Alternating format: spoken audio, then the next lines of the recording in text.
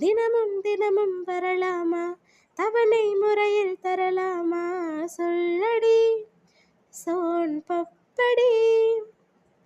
செயலில் இறங்கு சீக்கிரமா, மீனம் மேஷம் பார்க்கணுமா, மின்னுடா என்னை தின்னுடா. மாயா மச்சின்றா மச்சம் பார்க்க வந்தாரா, மாயங்கள்